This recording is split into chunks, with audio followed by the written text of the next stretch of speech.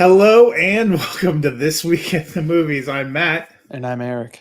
and this week the summer movie season has begun and begun in a big way. Eric, did you get the call to join the new Avengers? Yeah, hard. Yeah, apparently all you have to do is be able to shoot and punch people. I don't know if I can punch people. I don't really know if I can shoot, but I'm willing to give it a whirl. Yeah.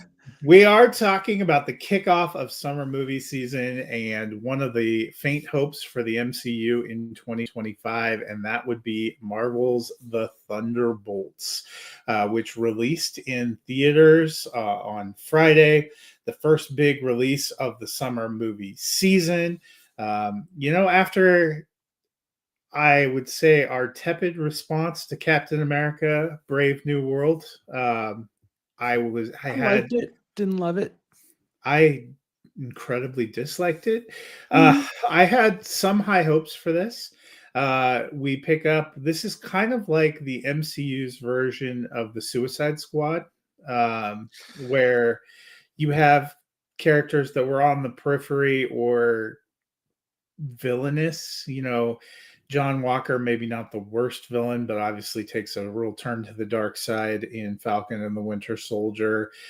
Ghost, a little bit of a tough background, but kind of the villain in Ant-Man and the Wasp. Yelena and the Red Guardian, not really totally villains, but not really heroes. Worked for the Red Room and or the Russians.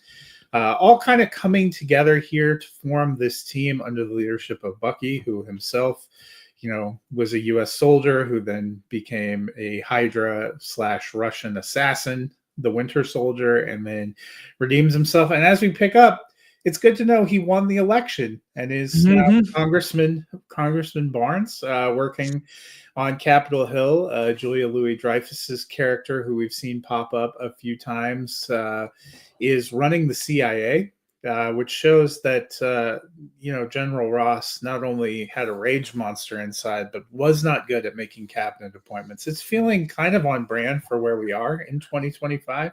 Yeah. I feel like she would fit in with some of the people that are actually there. But she's facing a congressional inquiry into some of her quasi-legal or just straight out illegal activities that she conducted when she was part of an organization prior to joining the CIA. And she's trying to clean things up. And that means turning her group of rogue actors and assassins on each other, something they sort of figure out when they're about to be destroyed. And then they meet a guy named Bob, who's just chilling down there. Just Bob, Lewis Pullman, a lot of fun. Bucky gets involved because he's trying to figure out what she's doing. They end up coming together in some surprising ways. The trailers do a good job of not precisely telling you what this is going to be about. I don't think we have to give the whole plot away, but I will say this one delves a lot into the life of the mind and the trauma that we have that isn't physical or visible. And I thought it did that in some really interesting ways. There were also some good comedy sequences for me. I like Yelena and Red Guardian together. I think they're funny.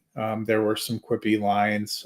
Some of the exasperation that Sebastian Stan's Bucky has is kind of funny. Some of the ways they come together, it didn't totally work. I don't think this is one of the best of the MCU, but I thought this was a large step up. This has the longest post-credit sequence in Marvel history. It's almost 3 minutes. And it is at the very end of the credits. So don't be fooled. There is a mid-credit stick, and I saw a ton of people leave our theater. Right. I thought they are going to be sad. They're going to be so sad. But there is a really great stick at the end and some really great comedy. I'm giving this one thumbs up. I had fun here, which is kind of what you're expecting. People said it was on the level of Guardians of the Galaxy. For me, it does not touch Guardians of the Galaxy. Maybe touches Guardians 2. It's right about in that range of rankings for me, probably a little under. I had fun, and I am feeling a little more hopeful about this year of the MCU. Between this and the last entry that we're going to get later this summer. But how did you feel about this one? They made a trailer for the Thunderbolts, pitching it and trying to reframe it as like an A24 movie. Do you know what I'm talking about? Where they were like showing off all of the credits of the company and how they were involved in like Hereditary and a bunch of A24 movies and stuff like that. I know this is not going to happen. It's not quirky enough to be on A24, honestly. I know that this is not going to happen in a comic book movie, but I so badly want the version of this movie where instead of having a second act that is all like political intrigue and the team coming together and all of that, that they are just in that mind trap, having to experience and face their demons. I just want more of that. I love the third act of this movie, and I love the first act of this movie, but it has to be a comic book movie. And it is a surprisingly well tied in direct sequel to Captain America: Brave New World. It feels like the MCU scrapped and put everything together. And this movie kind of asked you to be like, look, the foundation of what this movie's on is kind of stupid. Please just swallow that pill. We're going to try and build something from here. I hope you enjoy the ride from here on out. I felt like it was like respecting my intelligence as an audience member to know that there are things that are not that great about it, but just moving past that and trying to build something good. And I am so on board. Florence Pugh and Lewis Pullman, they are some of the most exciting characters I have cared about in a Marvel movie in like years.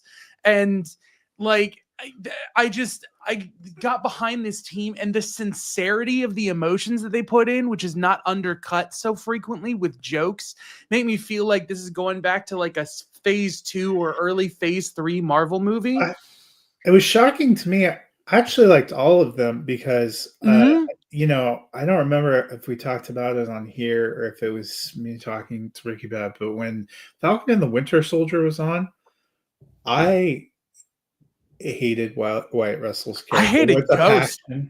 Yeah, Ghost was not a good character, but they redeem them. They give them, redeem is the wrong word. They give them three-dimensional depth, which they were denied in other projects. Yes. I mean, I've always kind of enjoyed Red Guardian and David Harbour for the kind of comic relief that he brings.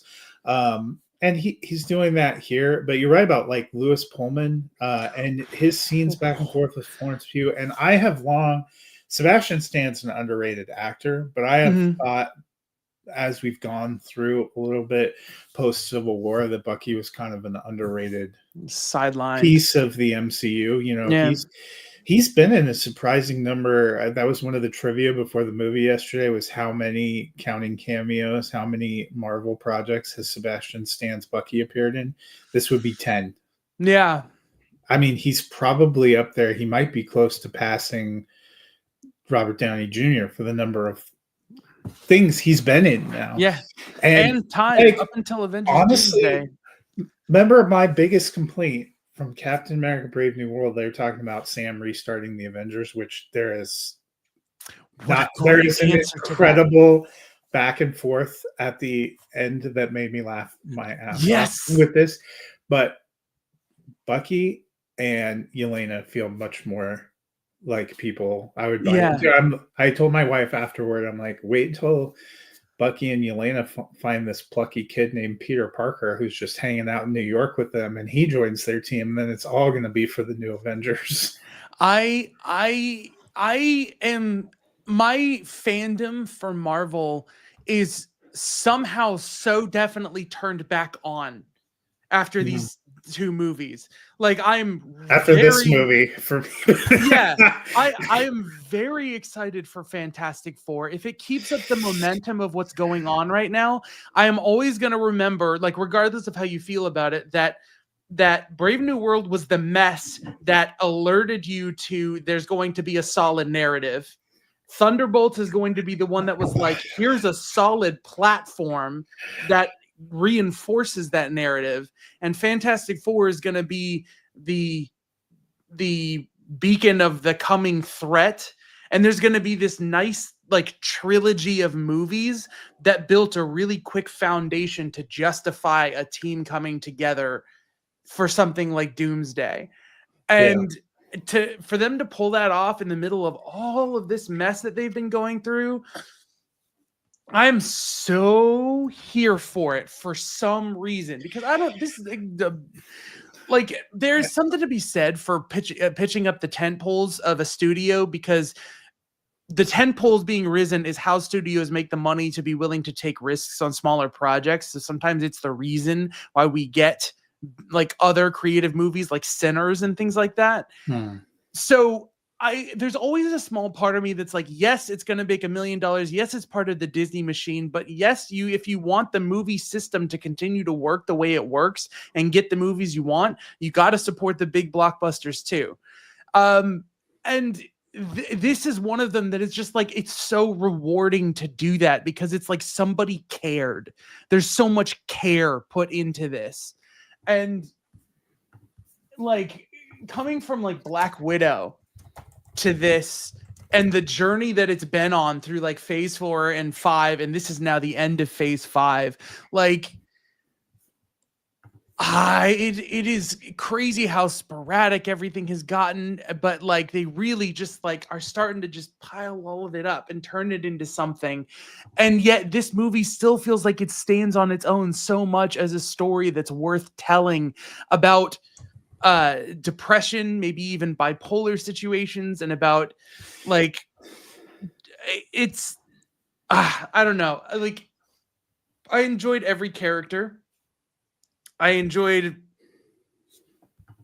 I don't know, like everything except for maybe the CGI when Bill Pullman's character is like knocking everybody around the room. Like that's like probably the only thing that stuck out to me, is like, I don't know how I feel about this. But even in that scene, his face acting across from other characters, establishing the distinct relationships he's built between John Walker and Red Guardian and Yelena, and he is so good. Lewis Pullman, from Bad Times at the El Royale to Top Gun Maverick to Salem's Lot to this, like he is one of my favorite working actors, and I really think he should have a career on par with like Austin Butler and Timothée Chalamet. And I'm really excited to see him get this like big starring role, and I hope he gets to shine a little bit more in the MCU before he disappears and goes and does something else. He's incredible. He was in Top Gun Maverick, I think. Yeah. Too. And then Florence Pugh at the beginning of this movie, honestly, I didn't know if I could shake looking at her as the mother in It's About Time. She throws herself so wholeheartedly into everything that she does. And Yelena is such a consistent, like across Hawkeye, across Black Widow, and across this, she has really defined her as a character without her having like a gimmick, like being the Black Widow with like bright red hair and doing all this stuff, or being Captain America with a shield. She has really made that character something special without having like a superhero name. She's just Yelena. Like and that was kind of all of them. Like that was one thing that they kind of lean into with the trailer too, is even they've kind of, he doesn't want to be the Winter Soldier, he's just Bucky. Yeah. And Wyatt Russell, he's technically called U.S. Agent, but you don't hear that name dropped once, even when he's fully dressed like him in the post-credit scene. Yeah, they call him Walker. Yeah, they just call him Walker. I guess Ghost is still Ghost. I mean, Ghost is still Ghost, and it's kind of hard to shake that, but they do call her by her name. They call her Ava? That's a good question. Yeah, Ava Starr. Yeah. And although I will say, so two things I thought of. First, going back to what you said, that was one of the big things. My wife came out of this. She actually really enjoyed this. She didn't like Captain America either. She goes to the Marvel ones with me. She said that she was blown away that they did such a great job of depicting how depression feels. Yeah. And I thought that was beautiful. Being lost to them. that watching somebody sink Or into not it knowing because how they're to trying get to out. fight it. Yes. And it made me think of my clients so much that I'm not gonna lie, I legitimately teared up watching them try and like having a table flipping action sequence that is normally just choreography and set dressing to pull off action, but to get to someone to let them know they're not alone. It was so effective. It made me want that whole movie where everything was earned and justified a little bit more than just the comic book movie.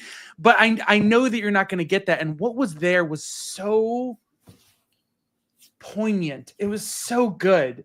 Like I'm excited to have this as a part of the Marvel collection. I'm excited. It's it's great. But we will say justice for Taskmaster. Who Holy crap. So in the trailers for this movie, blink and you'll miss her. Yeah, the trailers for this movie, there are some trailers where they have like comped her in to like shots when they're in the city to make it look like she's around more than she is. And I remember watching the trailers and being like, is Taskmaster in this or not? They're doing this thing like they did with Infinity War where they put the Incredible Hulk in the trailer, but he doesn't actually show up because he's in the Hulkbuster armor or whatever. Like, why are they doing this? And then I very quickly got my question answered. I can't believe they actually showed Olga Kurylenko's face. Yeah. I was like, oh, they got her back. And then like well, and she's in all the marketing too. Like the popcorn bucket you can buy lists Taskmaster as one of the Thunderbolts. Mm-hmm. Yeah. Wouldn't even really be accurate because they don't come up with that group name till. And honestly, retelling that story and keep talking about the girl that took a poop in the middle. Yeah. I think it's a little bit weird that they didn't acknowledge this as a Thunderbolt Ross related team. It's a little bit weird that they came up with it, but I'm also kind of on board with it. I kind of like the. Oh, is that how it was in the comics? I'm pretty sure that's like the idea. Because because the Avengers won't work for the government, so the government comes up with their own team. But in the version of the MCU they've been making, it hasn't been Ross that was recruiting them. It was Julia Louis-Dreyfus's character, because we saw her pop up like at the end of Falcon and the Winter Soldier. She's at the end of a bunch of them. But she would have been working for Ross because he would have been president and she would have been under. I mean, like that's what I always thought was going on. Yeah, except for in this version of the MCU, she was recruiting them as a member of Ox. They worked for Ox. She was getting rid of them because she didn't want them to be tied to her in her government role and cause her to get in trouble. I don't know. It's just like it's true. Like they did it, and then it all kind of they have like together with like a big Ross separation, no and maybe it's and because William Hurt passed away, and they had a hard time figuring out, and then had to recast. For that movie, but and I doubt that Harrison Ford signed up for like a multi-movie contract to do like a long stretch. I mean, then again, they got Patrick Stewart back and Ian McKellen back. Yeah. But again, that also might be just like a one movie thing. So, I don't know. Like they're doing what they're doing. To reset the table for the X-Men for the second time, because I'm pretty sure that's why they did Days of Future Past, if we're being honest. But I'm assuming you gave this one thumb up? Yeah, one really strong thumb up. If this had fed, like this was like a hard PG-13. There were moments that really like took advantage of the rating that it was. And if it had been even slightly more edgy and committed to the emotions it was trying to earn in the third act, I might have even gone up to 2 thumbs up, even with all of the building everything off of the kind of like stupid actions that are the result of the mess of the MCU behind it. It just worked. It just worked so well. Well, as I mentioned, the first blockbuster of summer. So what we want to do is look at some of the rest of what's coming at summer. I'm going to take it 1 month at a time here. So I'm going to tick off the next few weeks in May, and then let me tell you how excited you are for them. So next week, several releases, but probably the biggest release is Clown in a Cornfield. Woo! Woo! May 16th, we have that weird Able Testfire film, Hurry Up Yeah. Tomorrow, but we also have Final Destination Bloodlines, the Rest in final peace, Tony screen Todd. appearance for Tony Todd. Memorial Day weekend, Lilo and Stitch comes out, but also Mission Impossible, The Final Reckoning. And then last weekend in May, Karate Kid Legends, which will bring Ralph Macchio and Jackie Chan into it, original star and the reboot star. Mm-hmm. Of all those, I'm super hyped for Mission Impossible Final Reckoning. I think that might be one of the big ones of summer. We'll talk about Clown in a Cornfield next week. I've actually already seen it, and it was better than I was expecting. But it's a decent May lineup, maybe a little bit quieter from Thunderbolts. You have a couple weekends that have 2 or 3 releases, none like a huge, what you'd consider a traditional summer tentpole release, but a couple of big horror movies. And then you end. The one that I'm probably most mixed on is Karate Kid Legends. I rewatched the Karate Kid movies, and my one takeaway is Daniel can't fight for shit. And so now he's training a kid. How is that going to work? I know that there's something about the series Cobra Kai, which I've never seen. I have only ever seen the first I watched Karate a couple Kid and episodes the of Cobra Kai, and I believe what I gather, I don't think Daniel LaRussa is like the hero of Cobra Kai. I think He's it's not. a show where they He's go not, back but and make what's his name that he fights? Billy Zabka is the hero. Like the anti-hero that begins to train the kids and things like that. But I do think that Daniel San comes in and becomes one of a set of people who is training kids and things like that. I could be completely misreading it, but I feel like it's not nothing. And even then, I feel like his role here might not necessarily be like to be another Jackie Chan. I think it might be, you're an underdog, you're a kid who has to survive. I'm here to help you survive and make moral choices, because he's been on this long journey through Cobra Kai of like, I was the hero when I was a kid, but realizing what that did to Billy Zabka, like growing up, I realized I'm not the hero, and like like what is honor, what is whatever.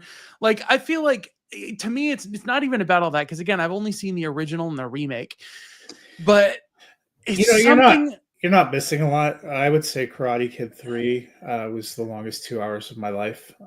Okay. And you can tell it's made by John G. Avila, who did the first, a lot of the Rocky movies, because Karate Kid 2 starts with them replaying the end of Karate Kid, and then Karate Kid 3 starts with kind of replaying a chunk of Karate Kid 2, kind of like how the Rocky movies, as you progress, it's like, oh wait, I've seen this, now I'm going to watch 10 minutes of the last film over again. Yeah. Why is this happening to me? I thought it was interesting too. You bring back Jackie Chan from the reboot, but not, that was supposed to be Jaden Smith's movie. Yeah, he's busy. He's doing his own thing. Whatever. But I really like this kid. That's the reason they went another way.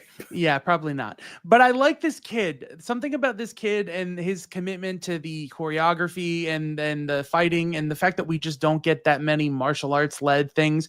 I feel like with Nobody 2 coming out later this year, and with John Wick and Ballerina and things like that, we get a lot more of like gun action violence, even though there is some martial arts in that.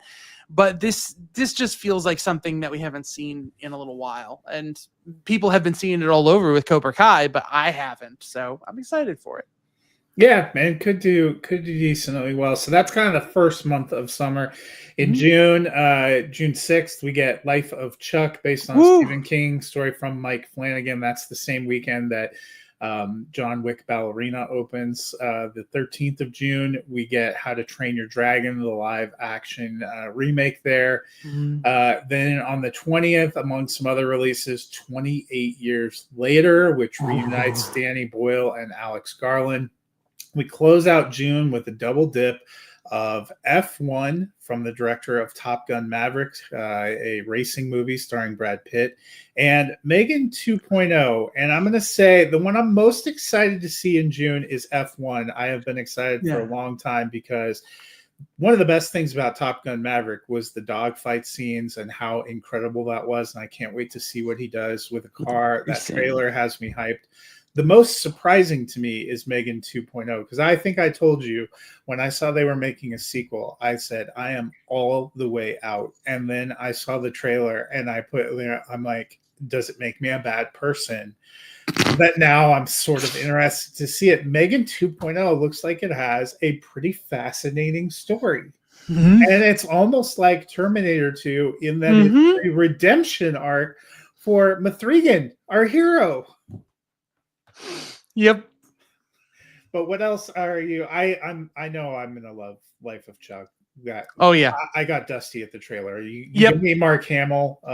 You give me Mike Flanagan and Stephen King. Stephen King has written some of the most profound and beautiful. You know, they rightly connect him to Stand By Me, The Green Mile, and The Shawshank Redemption. When you hear Stephen King, you probably first jump to things like Carrie, Shining, The Shining, or It. But he also has done these beautiful and poignant life stories, and that's the side they're leaning into with the Life of Chuck. I'm 100% in on that and F1, and I'm just surprisingly engaged by Megan 2.0. I love the teaser trailer for 28 Years Later, but the full trailer that they've offered gives me a little bit of pause. Ooh, not me. I love it. I am so invested in whatever this is. I watched this video on Alex Garland talking about the writing process and how they really just never made the follow-up movie because it never felt right. But there was just this quiet period of his life where they weren't asking him for a sequel, where he kind of cracked this story and started to write based on what he felt he wanted. And then he was like, hey, I have this story. Let me float it by Danny Boyle. And this was enough to get their machine rolling. And any story that starts from a place of, no, we have a good idea, so let's try and be true to that, I am so on board. I know you also like Aaron Taylor Johnson. I think gives you pause regardless, right? But I like Aaron Taylor Johnson, and I didn't see Craven. So. I don't mind Aaron Taylor Johnson, but I will say 28 Days and 28 Months Later are not among my favorite movies. I think I gave them each like two. I think I gave one 2 stars and one 1.5 stars. I didn't really enjoy the world. So a return to that world, probably. I just thought there was some incredible creativity and visuals in the way they did the teaser trailer. And when they have the longer trailer, maybe part of it is me just being a little burned out on zombies, which I think is some of the fatigue that I feel with like The Last of Us. And I know people are going to say it's not the traditional zombie, it's mushroom, whatever. It's zombies. But I watched, I still haven't brought myself to watch the back half of the last season of The Walking Dead. We got so much zombie stuff kind of put in there. I guess part of it is being a little burned out. I still am enjoying the visuals. And honestly, like between Civil War and Warfare, I have loved what Alex Garland has done lately. I am interested in the script there. I really like Ray Fiennes, but it looks like he's some kind of weird cult leader. And that gives me moment of it felt like a zombie movie meshed with Beyond the Thunderdome, and that made me really nervous because I'm like, this might be a mishmash of 2 genres that I'm tepid on. Yeah, and it could just be but things surprise you. Like when I saw the plot outline for Clown in a Cornfield, I thought that's going to be 2 hours of my life I'll never get back, and I had a kick-ass time watching that. So I'm gonna go see it. I just to go on about zombie media just wrapping up like, oh, this is a community. Those are the good guys. These are the bad guys. So they're in a cult, and so they're all easy to hate, and that just makes it just like, let's just fight now. Boop, bop, up the end. Which feels like what they're trying to do with Last of Us in that last that episode, third episode they started going huge. Yeah. Well, and I do trust the filmmaking team. I like the cast, and like I said, some of the visuals are outright stunning. I like the idea of going, what does a zombie apocalypse look like 30 years later when you've had time to kind of rebuild society. Yes, it's not the process of trying to start rebuilding society. It's a It's to society is live built. in society. It's genuinely post-apocalypse, not like mid-apocalypse scrambling to survive. And it's just not going there. It's just going back to the same old stuff that used to grate me about The Walking Dead, starting from the governor on, where it's just a new way for a Well, bad guy that's to be why, crazy. Life of Chuck, I expect to cry. F1, I expect to cry tears of joy.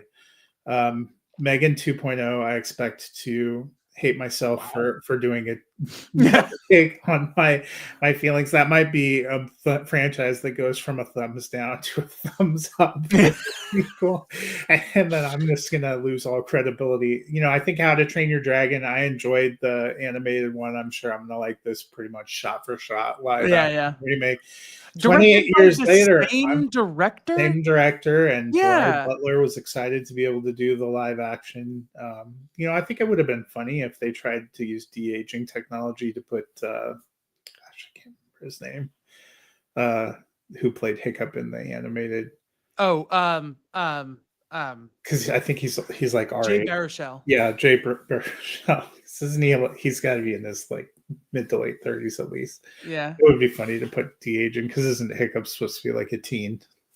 Oh yeah, I like a don't young think he, teen. I don't I think he think the was a kid is teen when he actually a did it. little older than he's supposed to be in the original movie.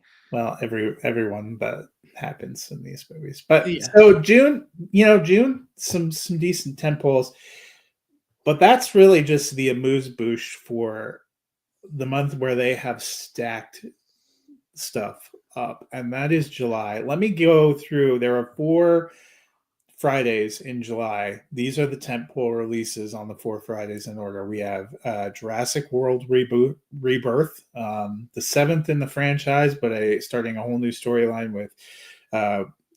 with Natasha Romanoff taking over. I mean, she came back to. No, I'm just kidding. It's just Scarlett Johansson. Then we have all of the hopes of Warner Brothers and DC pinned to Superman, which goes on July 11th. David Cornsweet taking over that role. Rachel Brosnahan in there as Lois Lane, comes from James Gunn. July 18th, I Know What You Did Last Summer, where they got Jennifer Love Hewitt and Freddie Prinze Jr. back. And at first, I thought this sounded like a terrible idea. And then, damn it, if I didn't watch a trailer and think, I actually loved these movies in the 90s. I am a late 90s. Oh wow. Early 2000s horror person. I liked Scream. I like To Know What You Did Last Summer. So I might be all the way back in. And then Fantastic Four First Steps, which Oh boy. a lot of pressure for MCU. This is obviously going to have a crucial role in setting up the future of Marvel. That is like banger after banger, and you can miss me with I Know What You Did Last Summer that shouldn't be in that list. There are plenty of people that are hyped, that are our age, that are hyped to go see that. Actually, mine that I would kick off that list is that Jurassic Park movie. That trailer gives me cringe so hard I want to crawl out of my skin. I can't even. I could go Jurassic Park for me. That's completely fair. That's completely fine. I could go beat by beat for that trailer and just pick apart lines like I mean, Jurassic Park Rebirth feels like this summer's Twisters. It's nostalgia IP. If it was candy colored and much more of a CGI cheese fest. Maybe. Like, I'm not gonna like bash on it because I'm sure it's gonna be fun for a lot of people, but it's just like I don't know. It looks like the wrong direction to me personally for where the parts of Jurassic Park that I'm interested in. I mean, we'll see. It's always, but yeah, no, it's still. There's no denying July is absolutely stacked, and it's going to be a whirlwind of an end of a summer. I don't know how to feel about Superman and Fantastic Four. I go back and forth. There just feels like a lot of pressure riding on them, and I think they both could be good, or they could be both whiffs. The first trailer for Superman, I did not care for the 5-minute footage that they put out that's essentially an extended scene. I also did not care for. See, I did. You know what I'm sick of? I hate that he looks like he shot the whole movie with like a fisheye lens. Which may have happened. I don't know. Like that one makes me the most nervous. Mm. And Fantastic Four isn't far behind because I have not loved what I've seen in the trailers. Oh, I have. See, not the first trailer. I was like, okay, we'll see what happens. The second trailer, something just clicked so well for me. And that's the thing. I've always been like a fan of the Fantastic Four, even while the media coming up about them is bad. Like I am a fan of Johan Gruffad and Yeah. Chris Evans and Jessica Alba and that whole team. Like I really like I mean, Rise of I the thought Silver they Surfer. nailed the casting for the second Yeah. iteration of Fantastic Four, and the movie was horrendous. Like I was all in on Michael B. Jordan and Kate Mara Yep. and Miles Teller. I was like, good job, guys. And then it was They like, oh chopped that movie to hell. shoot. Yeah. And here I'm underwhelmed by their casting choices. Oh, see, I'm not. That's the thing for me, is that the casting for me feels perfect. And like I guess people are just gonna have to see the movie to figure out how well that works. But even just in the small snippets that we're getting, I know Joseph Quinn seems wrong based on the heartfelt characters in Gladiator 2 and the things that we've gotten. Oh, But just character just in the brief clip we get of him, hey, you're late, like, oh, you're gonna be the best one in the world, not you, you're way out of your depth. Like his attitude is so in line with what that character is. And I want to see more of Sue Storm, because I want her to be more of a fleshed out character than just like the wife, which is what she seems so far. But the weight that Pedro Pascal is already showing of that pressure of being the smartest man in the world and everyone looking to him for answers is already just so well ingrained in that character. And Ben Grimm as the Thing, who's this character who should have all this self baggage about being a monster, but instead is like a man of the people and is just like there for everyone. Like, it's just everyone has nailed who they are supposed to be. And see, you went to Joseph Quinn. I guess I'm ambivalent about that one. The one that bothers me the most is Pedro Pascal, and nothing I've seen in trailers makes me feel any better about it. Which is a shame because I like him as an actor. I love him as the Mandalorian, but I didn't really appreciate his performance in Last of Us, and Gladiator 2 was a clown show. That made me feel worse about both those guys and everyone that was in that movie. I mean, that was a complete clown show. Yeah. That was one of the biggest misfires of 2024. Sure. So I don't know what it is. Like they nailed the perfect Reed Richards casting and they wasted it on Multiverse of Madness, and nothing's gonna come close to that. They screwed them. They played themselves. We'll see. And that, the ponderous music where they're singing Fantastic Four in the trailer, 100% out. Okay, that's Like, cool. I mean, that's where you're at. That's the fine. second trailer that they did actually made me feel worse about the movie. Then you may be on your way out with this stepping stone, and that is completely fine. If you end up not enjoying your time at the theater, that's fine. I do agree that there is something symbolic about the fact that this summer we are getting the start of DC and the start of Marvel as like a reset for both of these franchises to try and re-spark themselves and thrust into the future. I think there is a lot of pressure on both of those movies to be something And the fact special. that they come out 2 weeks apart is going to be killer for box office. Like, that's where I wonder too, stacking Jurassic, Superman, and Fantastic Four all within 4 weeks is going to be, we have not seen box office be particularly robust all around this and year, you know what? and it's been a struggle. I'm curious what Thunderbolts does.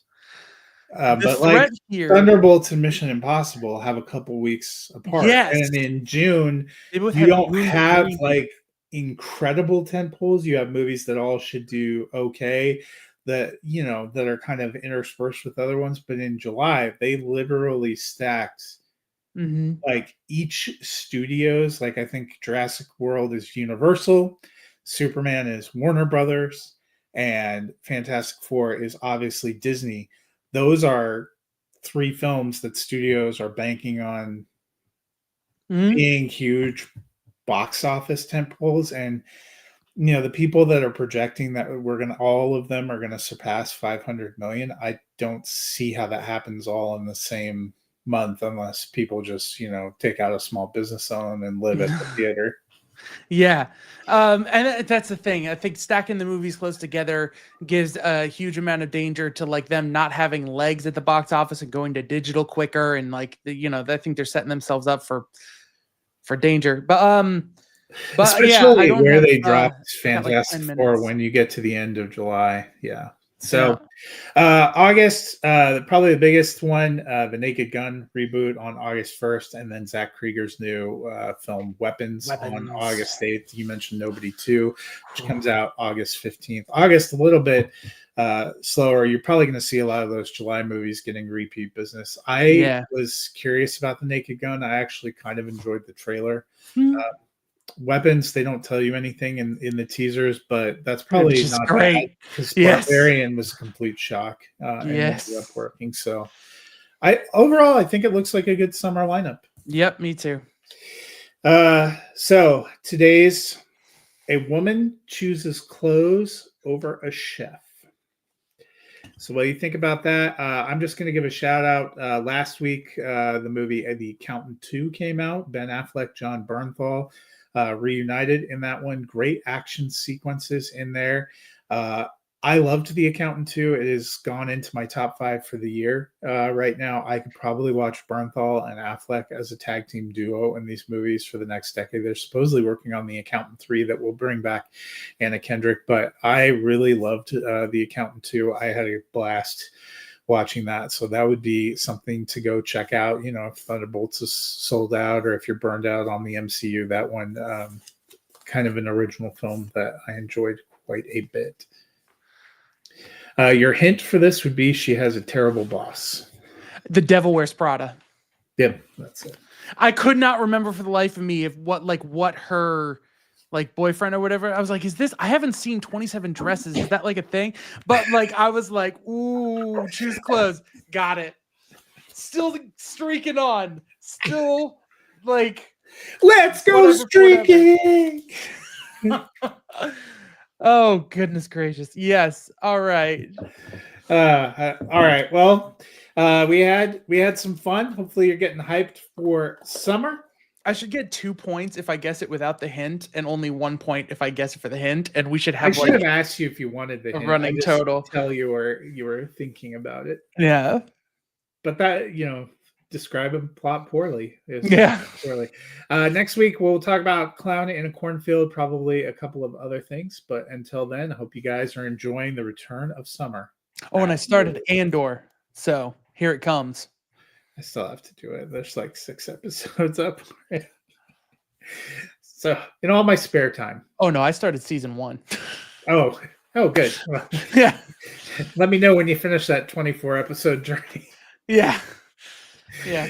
Until next week, we will see you at the movies.